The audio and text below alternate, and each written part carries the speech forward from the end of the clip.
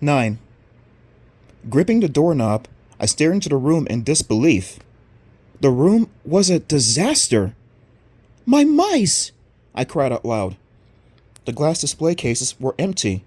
My whole collection of toy mice was scattered all over the room.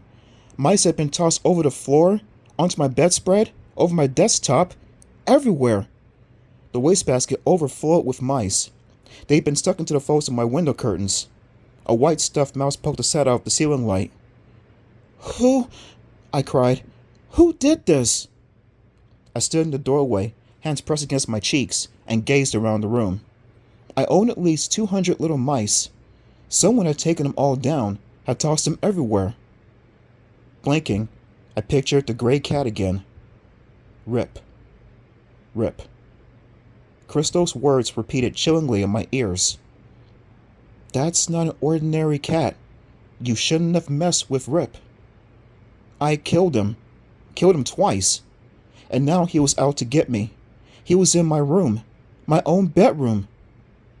I sighed. That cat couldn't have anything to do with this, I told myself. How could he get into the house? How could he know where I live? Allison, don't start thinking crazy thoughts. There wasn't any cat in your room, tossing your mice around. You spend too much time watching Tom and Jerry cartoons on TV with Tanner. Tanner. I turned and saw him standing in the doorway. His eyes were wide. His chin trembled, the way it always does when he is tense or upset. He looked so tiny and cute in his Godzilla t-shirt and baggy khakis. Allison, what happened? He cried. I tried to make a joke. Earthquake, I said. Do you believe it? An 8.6 earthquake, and it hit only in my bedroom. He didn't smile. He walked into the room.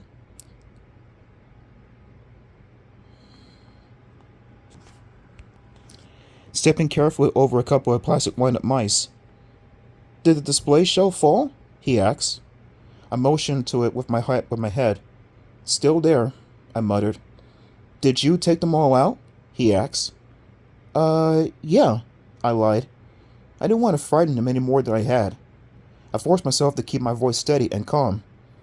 I took them down this morning, I said. He narrowed his dark eyes at me. Why? I want to reorganize them, I said, thinking quickly. Put all the stuff once together, all the wind-ups in another pile, you know. He nodded, but I could see he was thinking hard about what I was telling him. I shivered. Maybe after dinner you can help me put all the mice back in the right places. Okay, he agreed, still staring hard at me. Unless I'm busy watching TV or something. I waited until he headed downstairs, and I started to clean up. I didn't have the patience to put all the mice back in the display cases.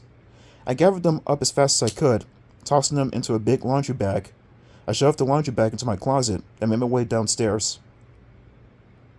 In school the next day, I hurried over to Ryan's table in the lunchroom. I dropped my brown paper lunch bag next to his and sank into the chair across from him. You look terrible, he said. Gee, thanks, I muttered, rolling my eyes. I pushed my hair back off my forehead. No, I mean, you look tired, he explained. You have dark circles around under your eyes. I didn't sleep much, I confess. Every time I closed my eyes, I saw that cat. He squinted at me. The gray cat? Did you see him again? No, I told him, but I think he was in my house. You're kidding, right? He reached for his lunch bag. I grabbed his arm to stop him. Don't eat yet, I said. First I want to tell you what happened last night at dinner. I told him about the wet clump of fur I swallowed, about the disgusting cat fur in my chicken noodle soup. He stuck his finger down his throat and made gagging sounds. I may never eat again, he declared. It isn't funny, Ryan, I insisted. I could have choked to death on that fur. But that's crazy. How did it get in the soup? He demanded.